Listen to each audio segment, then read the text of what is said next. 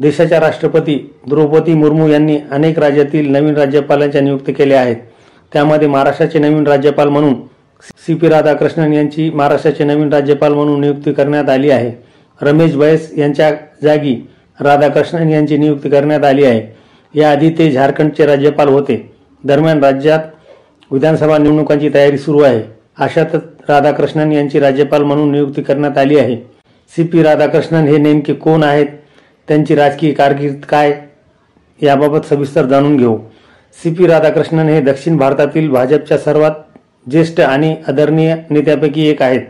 कोइंबतूरमधून ते 2 वेळा लोकसभेवर निवडून गेले। ते तामिळनाडू भाजपचे प्रदेशाध्यक्षही होते। 2016 ते 2019 पर्यंत ऑल इंडिया कॉयर बोर्डचे ते अध्यक्ष होते। 2004, 2012 आणि 2019च्या लोकसभा निवडणुकीत त्यांना कोइंबतूर लोकसभा मतदारसंघातून भाजपने उमेदवारी दिली। सी.पी. राधाकृष्णन यांचा ऑक्टोबर 1957 रोजी तामिळनाडूच्या तिरुपूर जिल्ह्यात एका सामान्य कुटुंबात झाला। वयाच्या 16व्या वर्षी म्हणजेच 1973 मध्ये त्यांनी RSS मध्ये प्रवेश केला। त्यानंतर ते जनसंघात दाखल झाले आणि सक्रिय राजकारणात आले।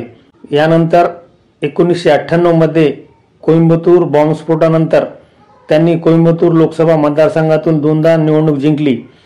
1998 मध्ये ते 1.5 लाखाहून अधिक मतांनी विजयी झाले होते, तर 1999 मध्ये 55,000च्या मतांनी ते विजयी झाले।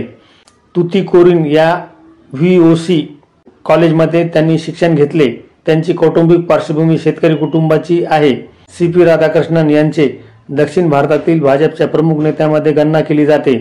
तामिळनाडू आणि केरळसह इतर दक्षिणेकडील राज्यांमध्ये पक्ष संघटना मजबूत करण्यात त्यांचा मोठा वाटा आहे। गेल्या 5 दशकापासून ते RSS, जनसंघ आणि भाजपशी संबंधित आहेत।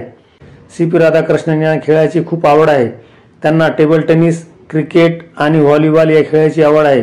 महाविद्यालयीन जीवनात त्यांचं टेबल टेनिस आणि धावण्यात विशेष प्रावीण्य होतं। 1978 मध्ये त्यांनी मदुराई विद्यापीठातून BBAचं शिक्षण घेतले। तसेच राज्यशास्त्रात त्यांनी PhD देखील केलेली आहे।